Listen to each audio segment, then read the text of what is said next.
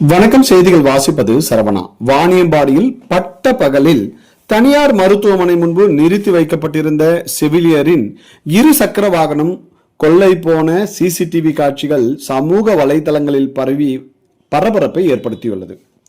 திருப்பத்தூர் மாவட்டம் Vaniyambadi new down பகுதியில் உள்ள பைபாஸ் சாலையில் சதா என்ற தனியார் மருத்துவமனை இயங்கி வருகிறது.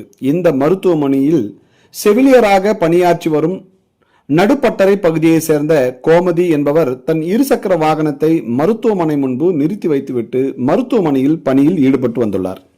மீண்டும் வந்து பார்த்தபோது இருசக்கர வாகனம் காணாமல் போனது கண்டு அதிர்ச்சி அடைந்து மருத்துவமனையில் பொருத்தப்பட்டிருந்த சிசிடிவி காட்சிகளை பார்த்தபோது 2 இளைஞர்கள் ஒன்றாக வருவதும் அதில் ஒரு இளைஞர் செல்போன் பேசியவாறு வெளியே நிறுத்தி இருந்த இருசக்கர வாகனத்தை போலி சாவி மூலம் திறந்து ஓட்டி செல்வது தெரிய வந்தது.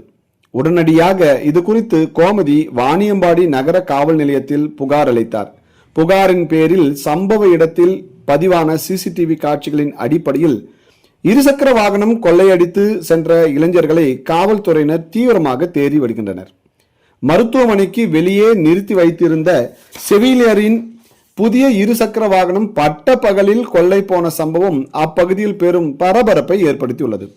மேலும் தற்போது இருசக்கர வாகனம் கொள்ளை போன செவிலியரின் மற்றொரு இருசக்கர வாகனம் கடந்த 1 ஆண்டுக்கு முன்பு இதே மருத்துவமனை முன்பு கொள்ளை போனதும் இது குறித்து சிசிடிவி காட்சிகள் ஆதாரத்துடன் காவல் நிலையத்தில் புகார் அளித்தும் இதுவரை நடவடிக்கை எடுக்கவில்லை என்றும் இதே மருத்துவமனை முன்பு நிறுத்தியிருந்த ஊழியர்கள் மற்றும் நோயாளிகளின் பார்வையாளர்கள் ஆகியோரின் இருசக்கர வாகனங்கள் இதுவரை 6 இருசக்கர வாகனங்கள் கொள்ளை போனதாகவும் இது குறித்து பாதிக்கப்பட்டுள்ளவர்கள் சிசிடிவி காட்சிகள் ஆதாரத்துடன் காவல் நிலையத்தில் புகார் அளித்தும் இதுவரை காவல்துறை கொள்ளை சம்பவத்தில் ஈடுபட்ட நபர்களை காணாமல் போன இருசக்கர வாகனங்களையும் கண்டுபிடிக்கவில்லை என்று குற்றச்சாட்டு தெரிவித்துள்ளனர். செய்திகளுக்காக விமல் ராஜ்.